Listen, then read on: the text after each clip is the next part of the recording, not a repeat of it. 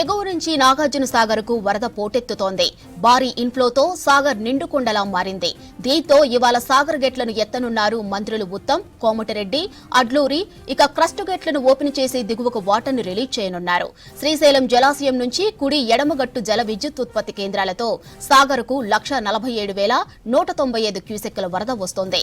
నాగార్జున సాగర్ పూర్తిస్థాయి నీటి నిల్వ టీఎంసీలు కాగా ప్రస్తుతం 295 టీఎంసీలకు పైగా ఉంది. సాగర్ నుంచి ఎడమ కుడి కాల్వలకు నీటిని రిలీజ్ చేస్తున్నారు.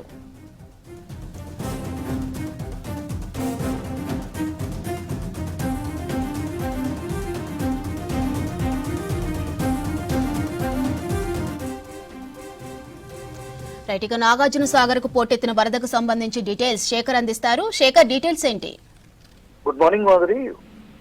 రెండు తెలుగు రాష్ట్రాల అన్నప్రసాదంగా చెప్పుకునే నాగార్జున సాగర్ ప్రాజెక్టు పెద్ద ఎత్తున వరద నీరు వచ్చేస్తుంది. ఎగువ ప్రాంతంలో భారీ వర్షాలు ఉండడంతో ఇన్ఫ్లో కూడా పెరిగింది. ఇక శ్రీశైలం ప్రాజెక్టు నుంచి ఇన్ఫ్లో వచ్చేసి 2,17,045 క్యూసెక్ల వాటర్ వస్తుంది. ఇక అవుట్ఫ్లో వచ్చేసి 41,985 క్యూసెక్ల వాటర్ నీటిని విడుదల చేస్తున్నారు. ప్రాజెక్టు పూర్తి స్థాయి నీటి మట్టం వచ్చేసి 590 అడుగులకు గాను ప్రస్తుతం నీటి మట్టం వచ్చేసి 586 అడుగులకు నీటి మట్టం వచ్చి చేరింది. ఇక టీఎంసీలలో చూస్తే 312 టీఎంసీలకు గాను 302 టీఎంసీల వాటర్ ప్రస్తుతం అయితే ఉన్నది. ఇక జల విద్యుత్ కేంద్రాల్లో విద్యుత్ తయారీకి నీటిని విడుదల చేశారు అధికారులు. మరోవైపు కుడి ఎడమ కాలువలకు సంబంధించి తాగునీటి అవసరాల కోసం కూడా నీటిని విడుదల చేశారు. ఇక పెద్ద ఎత్తున ఎగువ ప్రాంతాల్లో వరదలు ఉండడం, అదేవిధంగా శ్రీశైలం ప్రాజెక్టు నుంచి కూడా పెద్ద ఎత్తున వరద నీరు రావడంతో మరికొద్ది సేపట్లో ప్రాజెక్టుకు సంబంధించిన గేట్లను తెరవనున్నారు, క్రస్ట్ గేట్లను తెరవనున్నారు రాష్ట్ర మంత్రులు ఉత్తమ్ కుమార్ రెడ్డి, అదేవిధంగా జిల్లా ఇన్ఛార్జి మంత్రి అడ్లూరు లక్ష్మణ్, కోమటిరెడ్డి వెంకటరెడ్డి మరికొద్ది సేపట్లో నాగార్జున సాగర్ కు చేరుకున్నారు. మొదట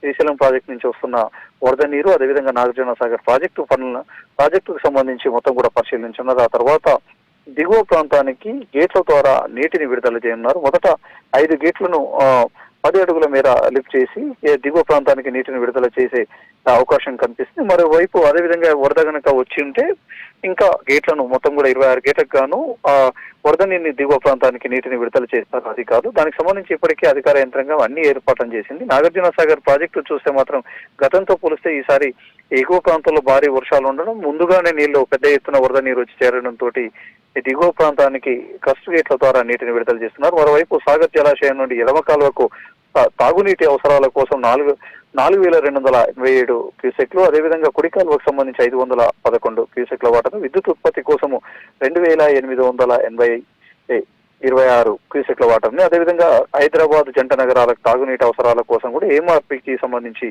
1800 క్యూసెక్ల వాటర్ ని ఇప్పుడు ప్రస్తుతం అయితే విడుదల చేస్తున్నారు. మరోవైపు ప్రాజెక్టుకు సంబంధించి పెద్ద ఎత్తున వరద నీరు వచ్చి చేరుతుంది. ఇక రైతాంగం కూడా ఇక్కడ ఇబ్బంది పడాల్సిన అవసరం లేదని చెప్పేసి ఇప్పటికే అధికారులు చెప్పుకొస్తున్నారు. మరోవైపు చెరువులు కుంటలను నింపే ప్రయత్నం కూడా చేస్తూ ఉన్నారు.